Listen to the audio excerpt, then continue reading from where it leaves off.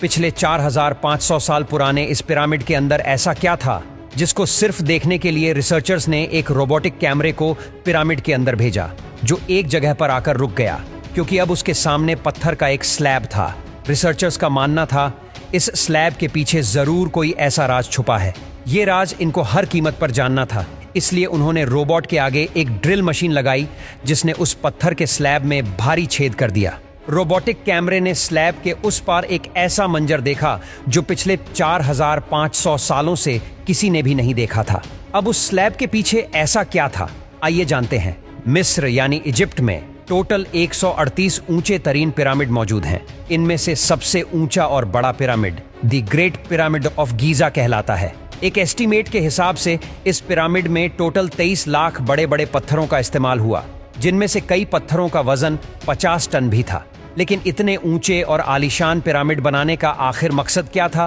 The great pyramid of Giza सबसे ऊंचा और चौड़ा पिरामिड है।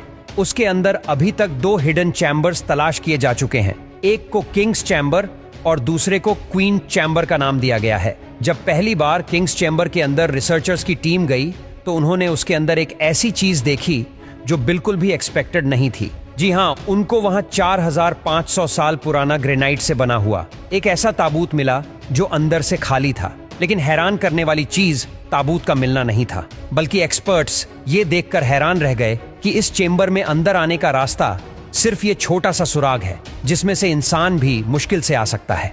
तो आखिर ये 1 पीस ग्रेनाइट का ताबूत अंदर कैसे आया? आखिरकार कई सालों की रिसर्च के बाद ये रिजल्ट निकाला गया कि पहले किंग्स चेंबर अंदर से बनाया गया और उसी वक्त ये ताबूत रखा गया था। उसके बाद चेंबर को सील करके सिर्फ ये छोटा सा सुराग छोड़ा गया।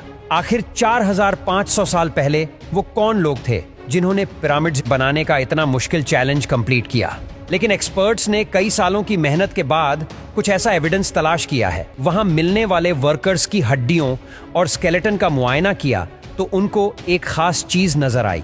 कुछ मजदूरों की हड्डियों पर चोट भी लगी थी और कुछ की सर्जरीज भी हो चुकी थी। लेकिन अभी भी ये जानना बाकी रह गया था कि आखिर कितने मजदूरों ने मिलकर ये आलीशान स्ट्रक्चर बनाए होंगे। हजारों साल पहले ना ही उनके पास कोई मशीन्स थी और ना ही मॉडर्न टूल्स, तो जाहिर है उस वक्त पिरामिड बनाने के दौरान एक ही वक्त में काफी मजदूर लगे होंगे। हिस्ट्री से ये बात मालूम हुई कि पिरामिड को बनाने में कम से कम एक ही वक्त में 1 लाख मजदूरों की मदद ली गई थी। रिसर्चर्स का मानना था कि सिर्फ मम्मीज को दफनाने के लिए इतना तामझाम नहीं किया जा सकता, बल्कि इन पिरामिड का कोई और खास मकसद भी था। इस मकसद को जानने के लिए दुनिया भर से मुख्तलिफ दारों से मदद हासिल की गई और ये रिजल्ट निकाला गया कि पिरामिड का मकसद था इंसानों को खुदा बनाना। लेकिन पिरामिड का असल मकसद यही है या कोई और, इसका अभी तक कोई एविडेंस नहीं मिल सका। 1980 में पिरामिड पर एक खास किस्म की एक्सरेज की गई जिससे मालूम पड़ा कि क्वीन और किंग्स चेंबर के अलावा पिरामिड की टॉप पर एक और सीक्रेट चेंबर भी मौजूद है। शायद यही वो सीक्रेट चेंबर है जिसके अंदर पिरामिड के कई राज है। इस सीक्रेट चेंबर तक पहुंचने के लिए एक रोबोटिक कैमरा तैयार करवाया गया जिसको 1993 में इस छोटी सुरंग में भेजा गया। ठीक 200 फीट के बाद रोबोटिक कैमरा रुक गया क्योंकि उसके सामने पत्थर का एक स्लैब था जिस पर 2 कॉपर हैंडल्स भी लगे थे। लेकिन एक्सपर्ट्स को हर कीमत पर स्लैब के उस पार का मंजर देखना था। इसके लिए ऐसा रोबोट तैयार किया गया जिसके आगे ड्रिल मशीन भी लगी थी।